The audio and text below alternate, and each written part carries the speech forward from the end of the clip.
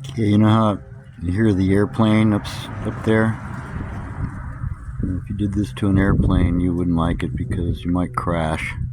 Up there, it's not good. So, if you ever hear anything that's making a kind of a sounds like something's exploding under the hood, well, let me just be a warning to you. It could be that the spark plug has blown itself completely out of the cylinder and it's igniting under the hood with no compression, just gas spewing out. Might be getting on the windshield of the guy behind you, who knows, but it does make a lot of noise when this happens.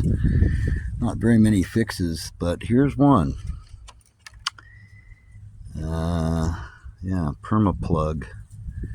So the deal is with it, there's no drilling. No drilling. You basically are going to clean the hole out, and then it puts threads on it, and then you pick the right one, which is the longest one there on your right, or on the bottom, whatever, and that's your insert. So after you drive that in there, let it set up with some, thread sealant. Make sure you get the right one. And that has set up for 24 hours, folks. So we'll check back with you.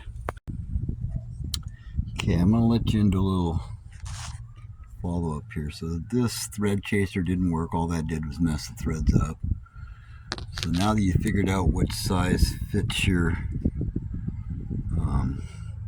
spark plug, which is that long one right there, they recommend that there's knurls. You can see the knurls. Anyway, there's knurls towards the top. So that I'm thinking about using an old plug, and so I'm giving you a little tip here.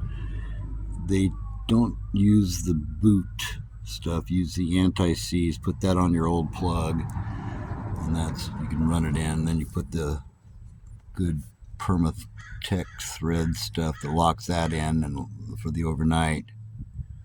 But that way you can hopefully get the plug out. Do your little knurl or whatever the next day, I guess, before you put the new plug in. Because the knurl is the smackdown that happens with a hammer. And that little device there, just slam it a couple of times. Anyway, just thought I'd let you know that little bit of info. When you prep your tool to cut your threads for the little device that's going to make things couple together, one of the suggestions is make sure you clean off whatever trace those anti-lock on the plug. See that gray stuff there on the right on the tip of that old plug? So clean that off. Make sure you're not going to mix that with the thread compound that's going to lock in the the high temp stuff that's going on those other threads there. And then the other tip was this die. If you're going to put it in the socket to be able to get it down in the hole, make sure you need to put some cloth tape or something in there. They say to recommend it so that thing doesn't fall off there, because then you're going to have to be sucking it out with a magnet. I don't think I have one, but I got like Gorilla. I took the Gorilla tape and I looped it straight across it, and then pushed a piece of it across the whole thing into it as a shim, and then that kind of locked it in, and then taped it for good measure over the top. So let's hope it doesn't move. Yeah, on the extender. See what I mean? Like you wedge it in there, and then that way it might be a little hard getting it off, but you don't want it falling off when it's down in there doing your job. Yeah, so you shove it in past its regular ball grabber thing and make sure that thing's on there. And, you take it and you shake it or whatever, it ain't gonna fall off of there. It's safe. Pretty much. At least for guys that never do work on cars. Okay, so a little funky in spots here, but so take that, cover the area up a little bit, grab the trusty device.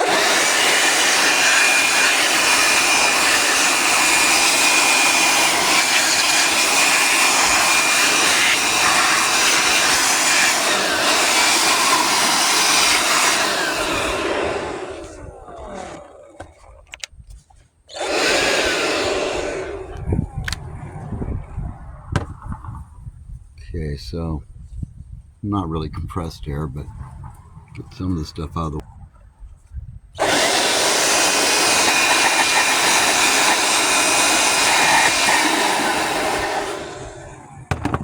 I don't know, for good measure, right? Before you start.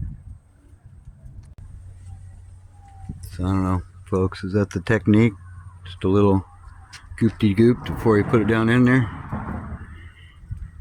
And then by hand is what they say, line it up. Say by hand, that means, you know, you grab it and just kind of feel it and make sure it's lined up. Now you see how far it's sticking out there?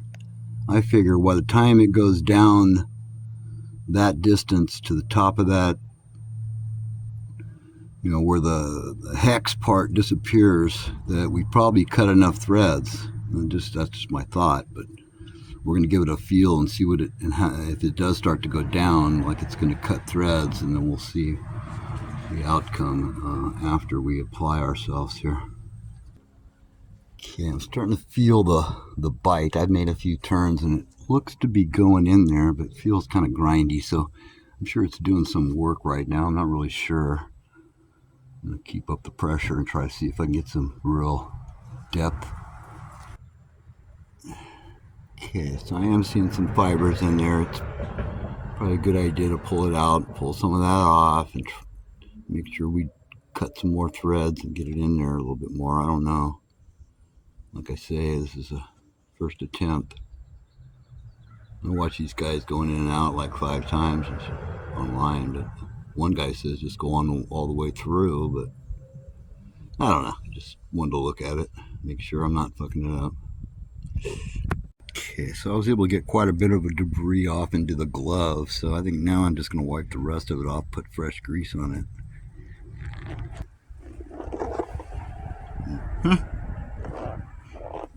Turn it a little bit. Do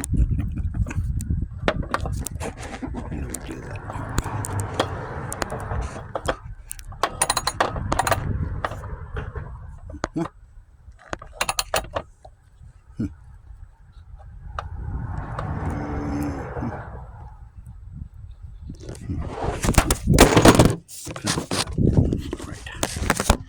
That's not right. As the depth becomes one with the motor. I think I should clean it out one more time though. Get the particles off of it and start again. What do you think? Get down there.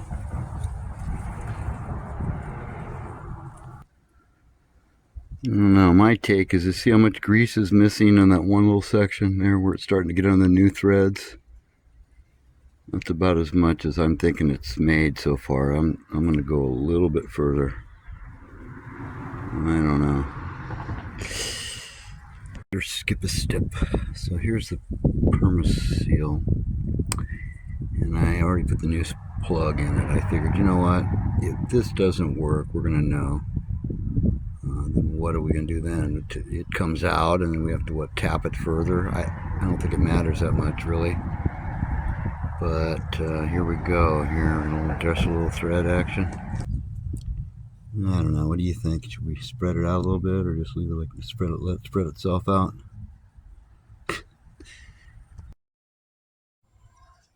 I don't know. So anyway, it tightened up, and so this time tomorrow, you could probably start the motor. There's that step you're supposed to pound the knurl after it's in there. And I was thinking about skipping that step.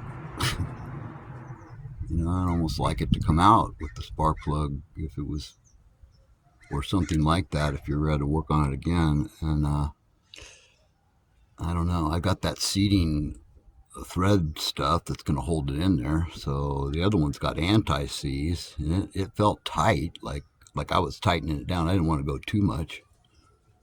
I went as tight as it felt like on the spark plug though. So I'm thinking about putting it back together so I could start it tomorrow. I almost want to start it now, but you know, why ask for problems?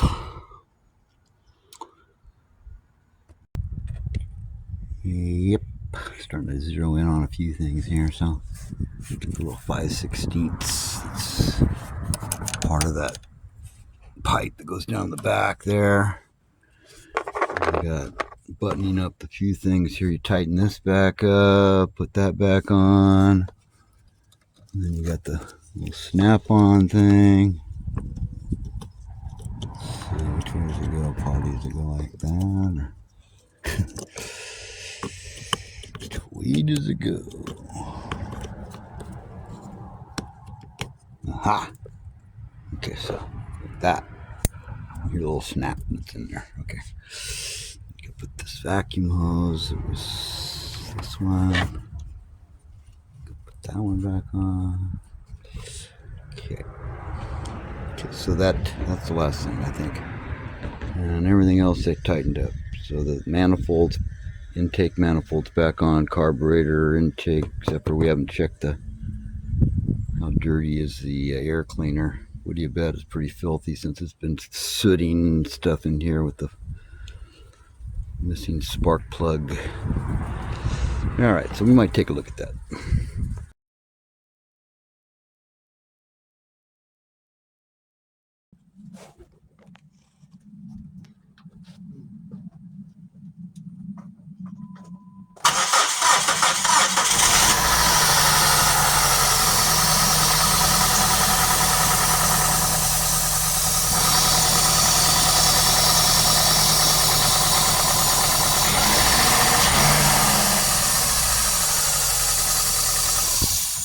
Yay. It doesn't sound like it did. Huh? It doesn't sound like it did. Did what? I said it doesn't sound like it did. No, that sounds good. Huh? Sounds good. It doesn't sound like the let me call it jumping out of it again.